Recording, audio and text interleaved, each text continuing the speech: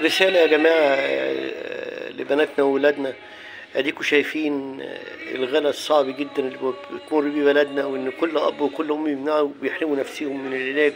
بنتكلم عن الناس اللي هي المكافحة، ما بنتكلمش عن الناس اللي هم ال 15% الاغنياء، يعني بنتكلم عن الناس اللي هي ممكن تقضي عشاها نوم. يعني ادي عيالنا شايفين دلوقتي وبناتنا شايفين دلوقتي ايه اللي بيحصل.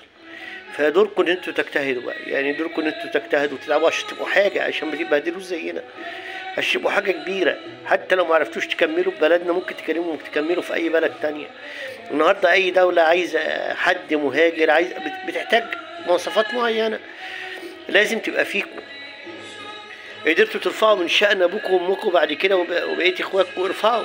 بس هو دلوقتي يا جماعة لازم تكافحوا، والله العظيم لازم عيالنا تكافح وتتعب على نفسها جدا.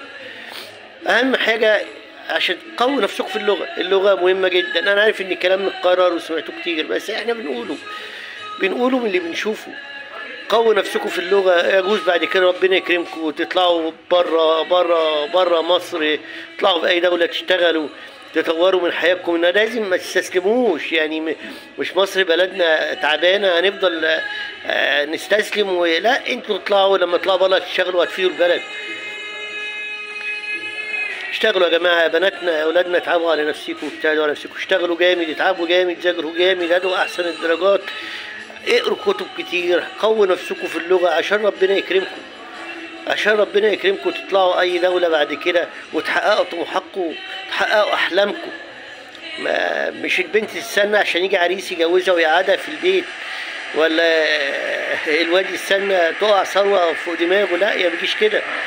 كافحوا مجديين، البلد مش هتتغير الا بيكم بعد كده في المستقبل. يعني البلد تغير بايديكم، ان انتوا تحسنوا منها وتحسنوا من دخلها وترفعوا شأنها فوق.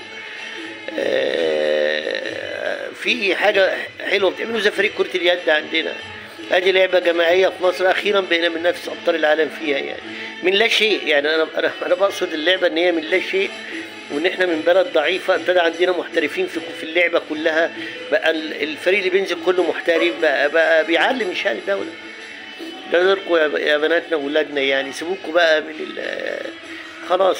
الواحد ما يملكمش الحياه اللي احنا مرينا بيها، يعني بالظروف الصعبه. ولا احنا عمرو اديب بناخد 80 مليون جنيه، ولا احنا لميس الحديدي بتاخد 13 مليون، ولا احمد موسى بياخد تقريبا نفس الرقم، ولا احنا بنعرضها علشان احنا بنكافح. انتوا كمان دوركم ان انتوا تكافحوا، دوركم ان انتوا تتعبوا، دوركم ان انتوا تشوفوا الصعب، احنا بنسهلها عليكم.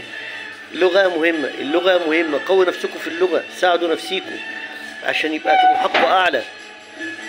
بس مع السلامة.